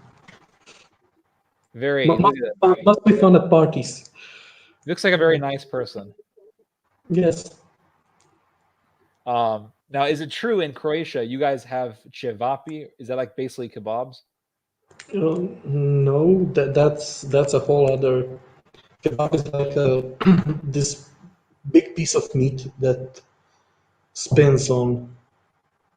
Cevapi. It Like, looks like kebabs. yeah, I'm not sure because Is it good? the kebab are good. I hate the kebab. It's like I'm not sure what do you call kebab, because I know that like Macedonians call something different, papi or something, and I only know that from that Ken Peel video. So I don't know so much about Macedonia. Like, what do you consider cevapi? Cevapi. I'm looking at pictures of it. It looks very similar to Palestinian kebabs. The minced meat.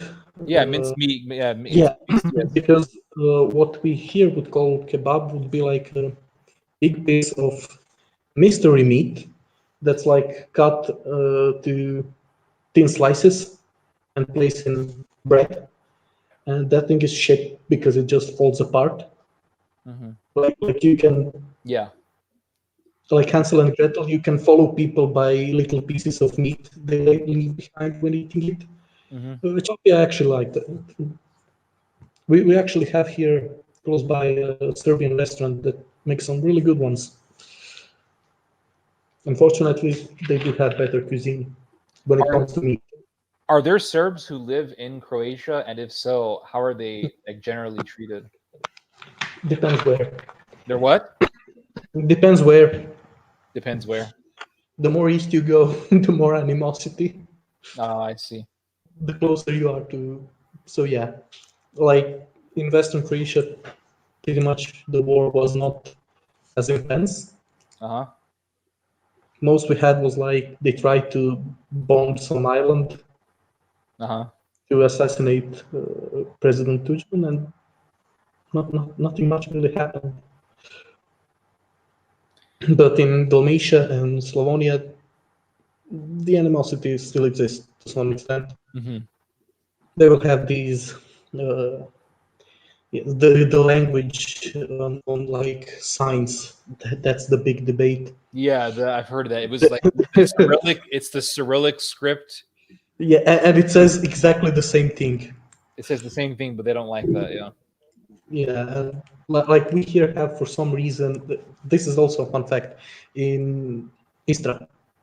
Mhm. Like, can you see where that is geographically? Which It's one? the westernmost, the peninsula. Like The you know, peninsula. yeah, like the westernmost part of Croatia. Huh. Yeah. Yeah, so there were historically, as I was saying, a lot of Italians here. Hmm. They disappeared at one point. Hmm. Something happened. Who knows? Not me. Not my business. But there are still some of them left. So we will have actually two language signs for the cities. Like there will be Pula, which is what we would call it. Don't tell that to Romanians. And there would be Pola underneath it because this is like the Italian name. Hmm. But the fun fact is that we actually have more Serbs in Istra than Italians. Like this is like laws for protection of minorities, and they're made on quite questionable grounds because the Italians are like the third or fourth minority over here, Hmm. but they get their names. Interesting. And yes, and the whole weird The what? stuff is for the weird Ustasha-leaning people. Oh, Ustashi. Yes. Yeah, that's like more a diaspora thing, as far as I've noticed. Well, yeah, I met this Croatian priest here, and he was like totally pro Ustashi. It was shocking. Well, that's what I'm saying, diaspora, because most of, not most, but a lot of diaspora actually were people who ran away when the partisans came. Uh huh. Like they were officers. Anti-fascist. Yeah. Yeah, so they might have a different opinion. Hmm. Over here, especially in the western part, like in the western part, I've met a bunch of people who will be unironic Titoists. Hmm. The 21st century, which is quite fascinating. The so-called Yugo nostalgics, if that makes any sense. Hmm. Far more than like the Western part is generally quite left-leaning. Hmm. Because for example we were not even the part of the NDH, or what is it called in English, the independent state. Uh-huh. We were not a part of it, we were a part of Italy, so people don't really have a reason to have any sympathies for the blacks. I'm not talking about black people For the like who? Ethiopians, For the who? the political term, like the blacks, the fascists. Oh, I see. Okay.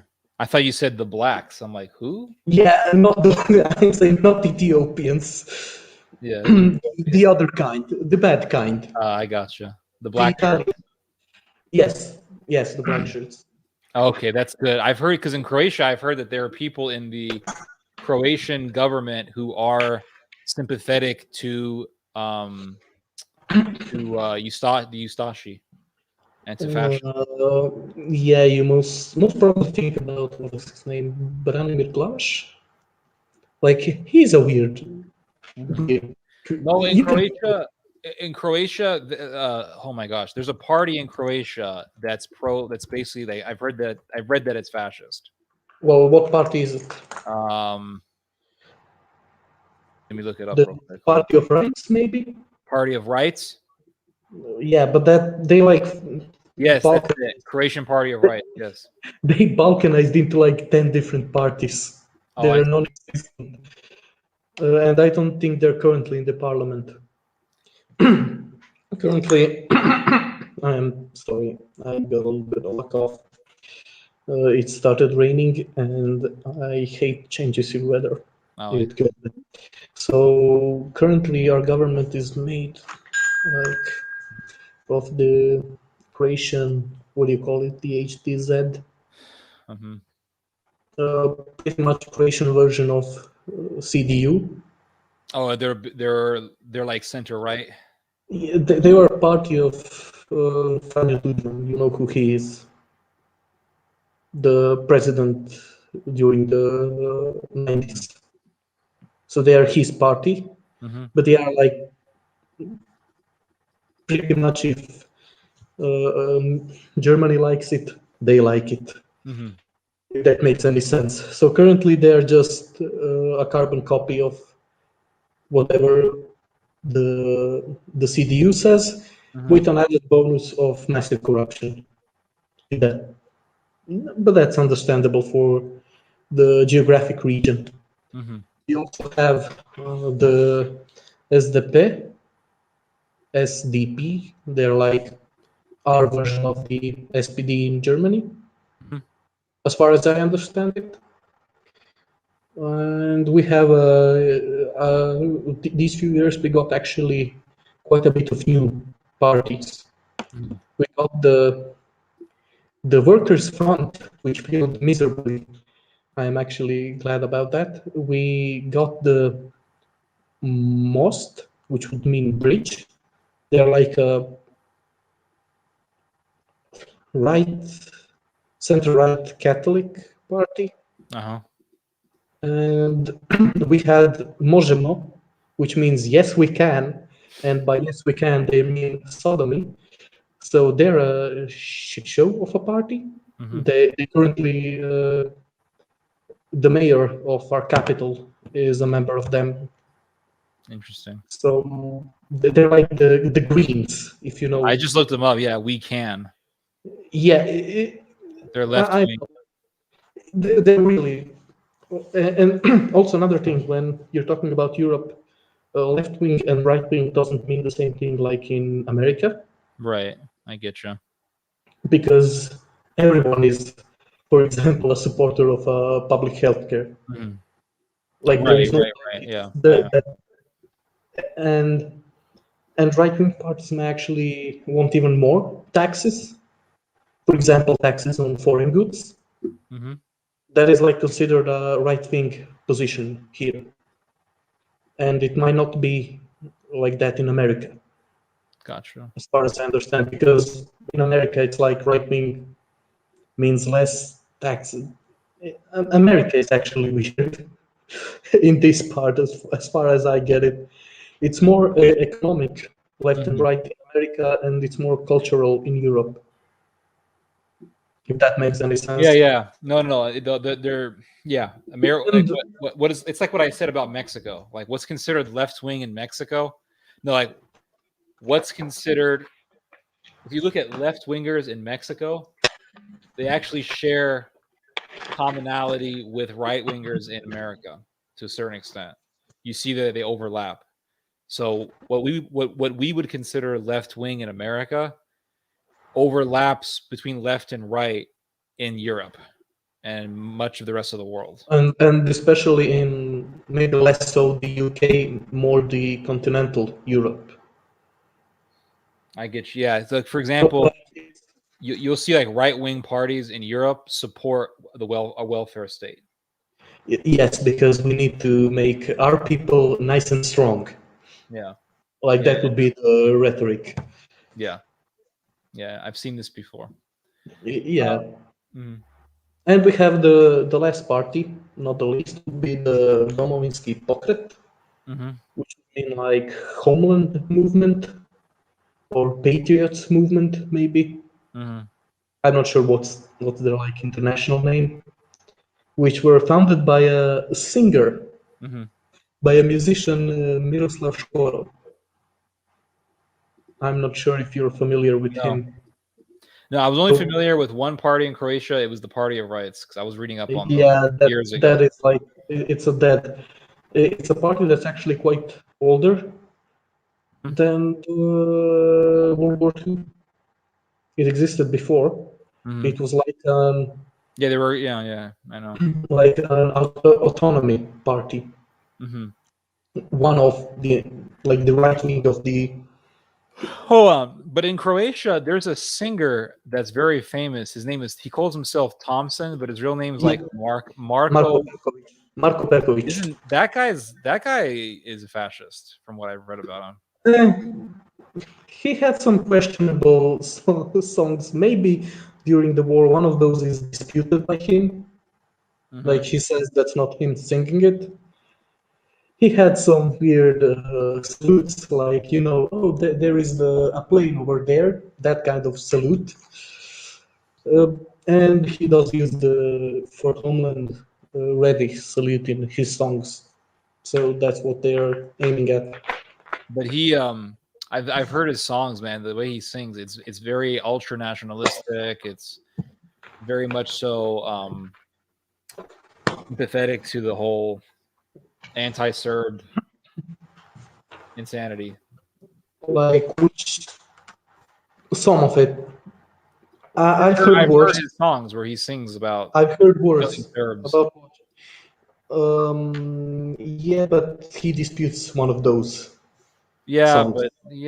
but a lot of these guys are that way. When they get older, they start, oh, that wasn't me, or I'm not like that anymore. Or who knows? But from what I've seen of him on stage in his older songs and his modern concerts, it seems like he is a fascist. He is a weirdo. Yeah. Okay. At least a weirdo. Yes, Miroslav Škoro is like one of these from the same genre, but more mellow. If that, like, less rock and roll, more like folk music. Mm-hmm. Oh, I see, like neo folk. Yeah, and he's like, what? Gotcha. I'm sorry. No. I was Yeah, just saying, gotcha. So he's the guy who started the Homeland Movement Party, Mm-hmm. Gotcha. which is falling apart right now in front of our very own eyes. He left. He resigned. Then he resigned from the position of president of the party. Then they removed him from the party, and it's just going to shit. Pretty much in similar way to like the Party of Rights did. Gotcha. Yeah, I understand.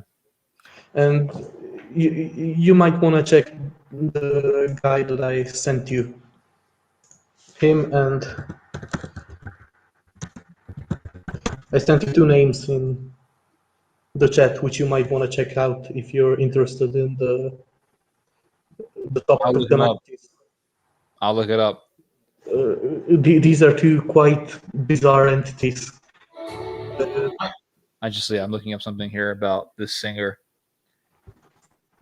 But anyway, it's been very nice talking with you. Very much so enjoyed it. I'm gonna get back to the chat. I'm gonna get back to the chat. Okay, been great talking. Yeah. All right, man. Appreciate it. Let's see. How do I get rid of this thing? Oh, there we go. Okay. So any more questions?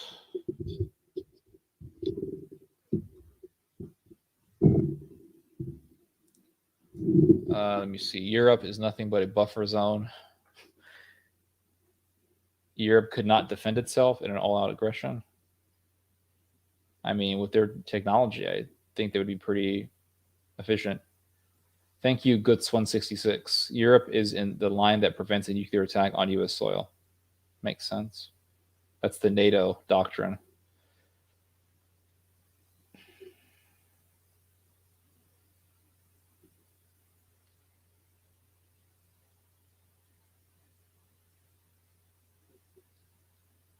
Okay. If you guys have any more questions, I think I'm done for today. I've been here for... Oh, Julius is on. Okay, hold on. Acknowledge it. Hello? Hello? Thank you, Guts1. Is in the line that prevents a nuclear attack on U.S. soil. Hello, Julius. Julius, can you hear me? That's the NATO doctrine. I think... Julius, can you hear me? Hello? Hi.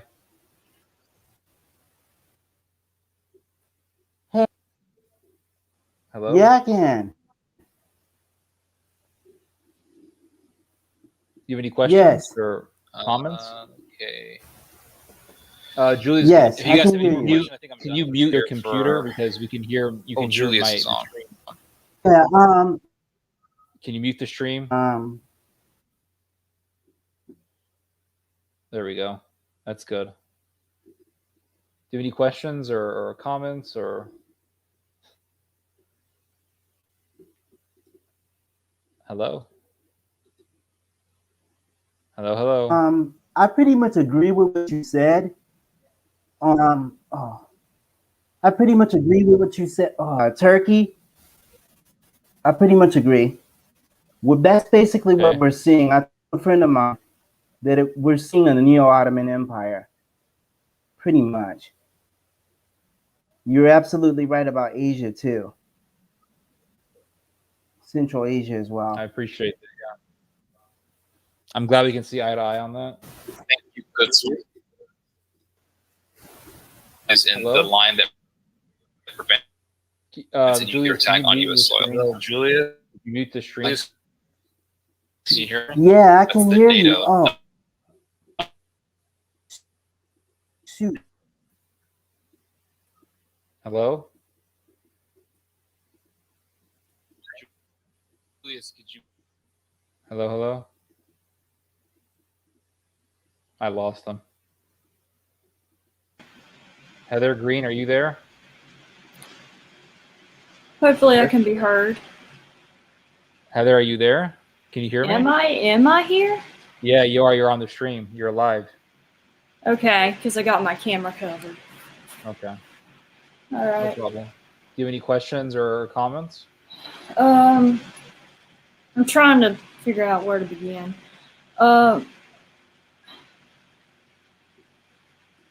I commented earlier in a different video under yours concerning, and I've tried to send people messages regarding the history of crypto Christians in Turkey.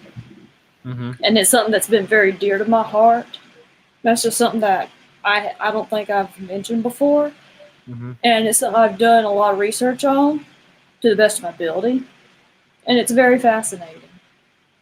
I sent you an email regarding that, and I don't know if you got it. Email regarding what? On crypto Christians in Turkey and Oh yeah, northern. I think I didn't get a chance to read it though, but yeah.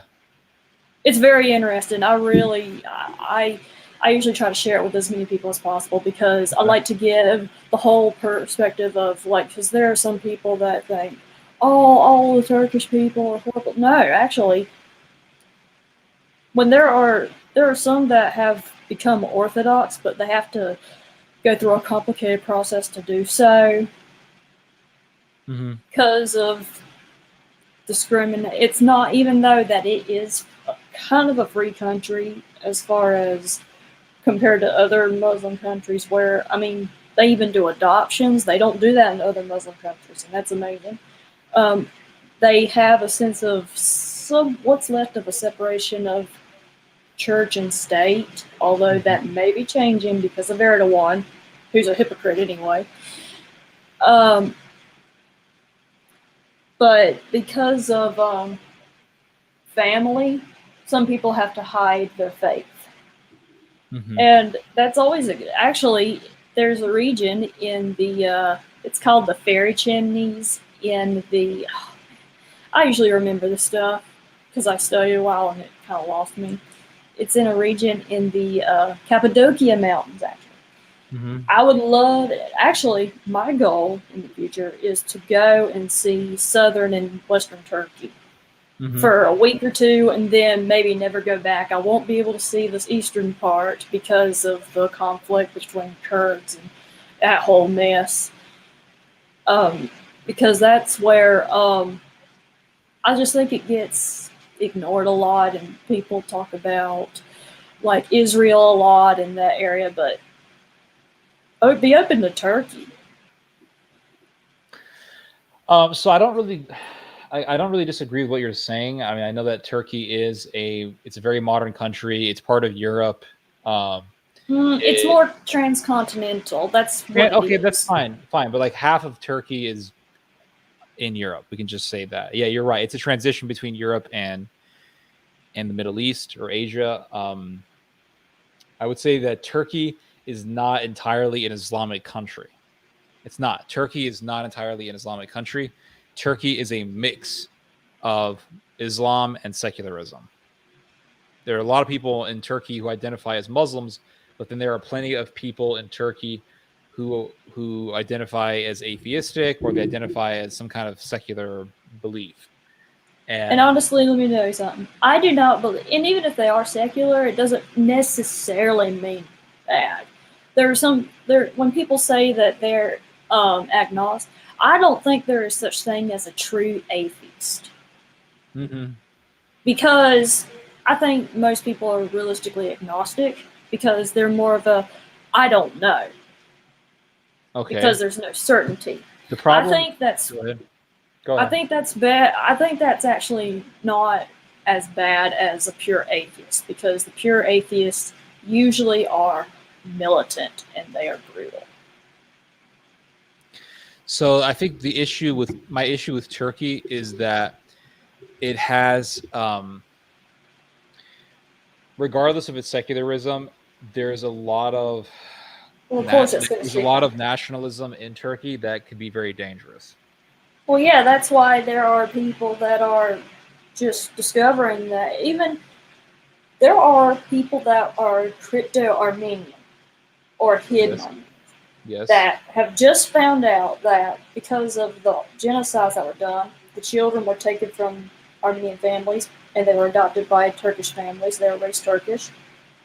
But they found out that they are Armenian, but even though they still kind of felt like there was unanswered questions about their own identity, and and there are those of them that are seeking to return to the church, and even though they do that, and the church is there, they vet them, they have to, because of, well, subversive people and factions that have existed historically.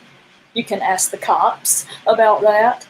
It's happened, as sad as it is, but they have to make sure. It's just like when you are taking catechumens. You got to be sure that if they're going into this, that they really want to go through with this. You don't want to be half-hearted in your decision of joining a church. Yes, I know. Yeah, in Turkey, they have people who are Armenian, and they keep it secret. And there are some that are mixed, and I do not know their side. They probably don't want to talk. They want to keep it private. Long, and then there's the Rum, or the Greeks, that have been in the country for way longer than the Anatolians. You got the Assyrians. I think there are some Chaldeans there, but I think that's mostly within the greater Mesopotamia. And I actually read that. I wondered, what is their opinion on the Armenian genocide? Thing is, you got to be very careful with what you talk about when it concerns a genocide. There's been people in academia and the writing circles in Turkey that have, one of them, I forget his name, but he's actually a Circassian Turk. They're a different group of people. There's different groups. He said that a genocide did happen in the country. He didn't say who did what. He just said there's a genocide. And for that, I think he got fined. That might have happened in the 80s or 90s. And there's other people that have challenged. The thing is, the way the law is written, it says you cannot denigrate or say anything that is in opposition to Kemal Ataturk or anything that is part of the Republic of Turkey. The thing is, it can be made into anything you want to be, especially under the leadership it is now. And there are people, I mean, you could be a pro-Ataturk person and say, okay, a genocide did happen. And then you get fined for that. But But secretly, there have been plenty of young people that acknowledge that the genocides did happen. And they actually don't, they don't have animosity towards Armenians. They actually get along well with them. And there's those that get along with Greeks too. They just try to see beyond that and see that, okay, I think our problem here is with people wanting to control us and hating each other. Sure. I found that very eye-opening. And especially one of the members of System of a Down, he would say, we have no problem with the people of Turkey. It's the government we have a problem with. And I like how he said that, because he's being precise. I cannot judge an entire group of people for something that the government necessarily does, especially when people are corrupt, managerial positions, power play, all this. You can't judge an entire people, but at the same time, I think it's obvious that generally speaking, people in Turkey don't believe that a genocide happened. Like, it's very much so rejected. Well, from the official things, the thing is, there are people that anecdotally will say, actually, we do believe that it happened. And a lot of them are actually... Sure. Well, I know that. You're going to have Turks who acknowledge it, but like the general belief in Turkey is that it didn't happen. Well, that's why there needs to be more info on this, but it's going to be difficult to find out more about it because of the censorship there. I'm just saying, that's why there's not as much understanding on this. That's why I scour and look anywhere I can to see there's got to be more to this, and that's what I do. Sure. Okay. Do you have any questions or comments? I don't know if you're aware of this, and of course I'm kind of skeptical about it too, but the man that was responsible for the assassination attempt on John Paul II. The Turkish guy, yeah. He is believed he has returned to Vatican several times to kind of pay respects at where he is buried, and he's mostly peaceful, and he's changed his ways, or he says he's Christian, or he tries to identify as Christian, and if he is, I'm happy for that. Sure. The only thing is you got to be skeptical about it. And honestly, I think that God can work through people like that.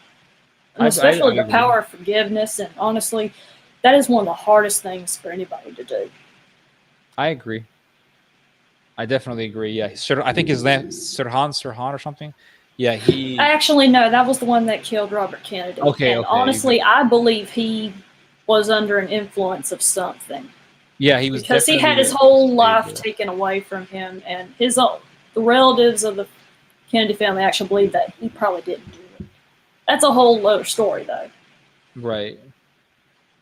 Right, but yeah, the guy who tried to kill the Pope, yes, he did. I read that he was part of the Grey Wolves. He did kill a journalist who was what is it called? A Sabbatean, and that's kind of I guess they're kind of what are Donne, or those that profess to be Muslim, but they're not. They're Jewish. It's a complex thing. A lot of people say that. Like Sabians? I thought it was pronounced Sabbateans. Okay, maybe it's Sabians. Like, there's actually, and of course there's a lot of theories that people have about Kemal Ataturk saying, oh, he was actually Greek or not, and I'm like, okay, just because he has blonde hair and blue eyes doesn't mean he isn't Turkish. There's Turks with blonde hair and blue eyes.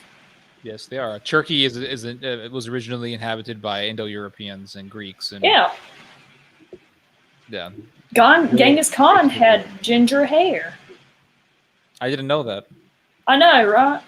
And Ramses II, who is chronicled in Exodus, he was found to have ginger hair. So, honestly, this could actually be a genetic phenomenon that can just pop up anywhere if they have the genes for it. Same with the eye color.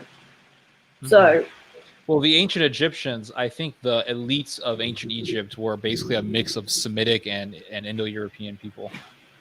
I don't think they were Africans, as some people think. Now I think the further south of Egypt you go, it probably is more because again, and I believe that Moses' wife Zipporah, she was a Cushite or an Ethiopian, I believe. She was Sephora was an Arab. Or Arab. I think it depends on the language and what the demographic makeup was for that time. Later on in Moses' life, he married an Ethiopian woman. Oh, later on, okay. Later on, yeah. Because, I mean, yeah, it goes to show you the point that, yeah, Jesus was mixed. So, because there are people that have, not all of them, but there's some that, and I think it has to do with perception and based on where you are, because there are people that in Africa that perceive Jesus as being black, but he wasn't. But that's because of what they can see. Right. Same with people in Europe and what they can see, although they don't really see it that way. Same with Asia. Mm-hmm. But the essence stays the same. He was mixed. And, well, I possibly had green eyes or hazel eyes. Actually, that wouldn't be out of the question because of him. That would just be frequent anywhere in that area. So, right. What else is on your mind? Is that what you want to talk about? Is there anything else?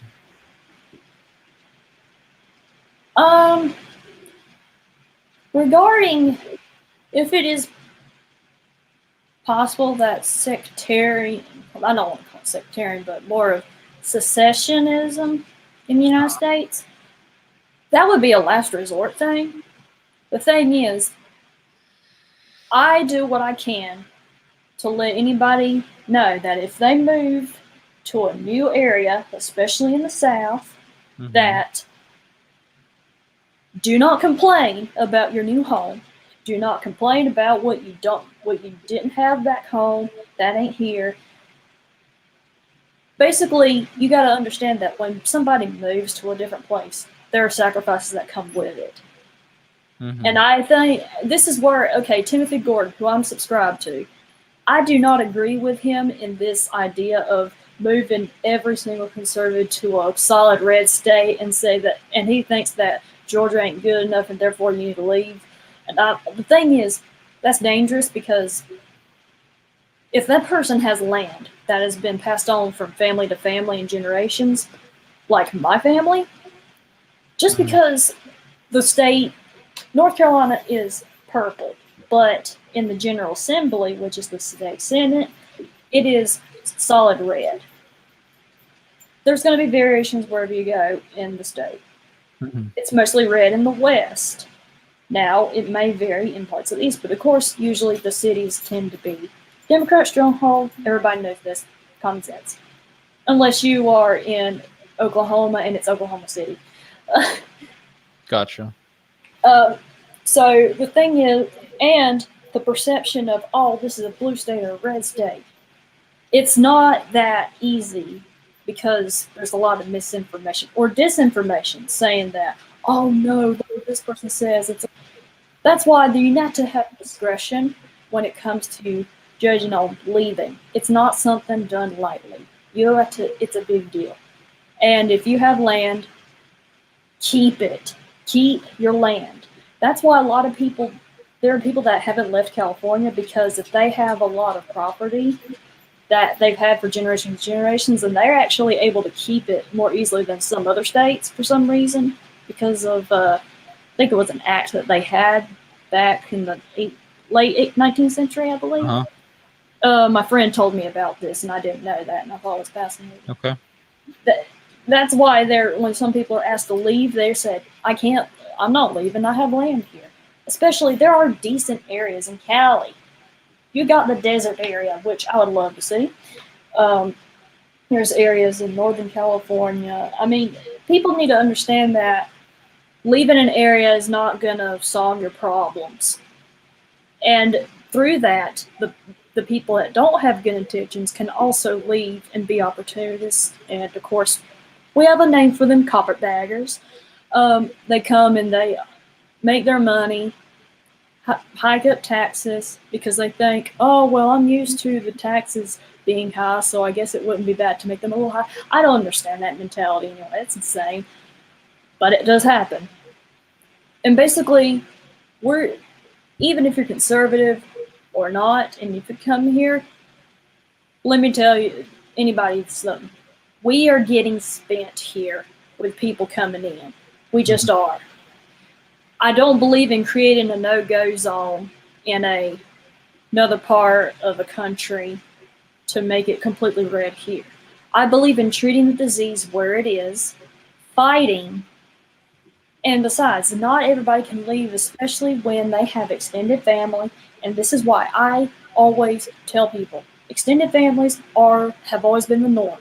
Nuclear families are an anomaly. They have never really been a core part of society. I know, because I grew up in an extended family, and I'm close with it. If it wasn't for an extended family, my mom probably wouldn't have known what to do and how to raise me up. Gotcha. There's some people that think, there has been some Catholics that think that, no, you are in charge of what your child does. And I don't know, the woman sounded a little off to me. And she also thinks that if you got a dire medical issue, just abstain. But the thing is that's kind of complex with each person, and you're not in charge of someone else's marriage life. So there's that. And I had to stand up and defend like extended family because communities have always had that. My great-grandparents were caretakers for children of other people if they were sick or they had to work, and especially in blue-collar jobs, because that's actually both people, men and women, did work. That's always actually been a norm. Proverbs 31 actually says that. Okay, I mean, I'm just saying, not white-collar jobs. That's only been for royalty. Okay. Okay, I think I'm gonna get going here. But yeah, I'm done pretty much. I enjoyed the conversation, and I'm glad we can stay friends. Okay. Bye. Right. How do I get out of here? There should be a. I'll leave. Okay. Yep. All right. Okay. I've been here for how long? 2 hours. Okay, I think I'm done, guys. All right, I'll talk to you guys later. Be well. Have a good weekend. God bless.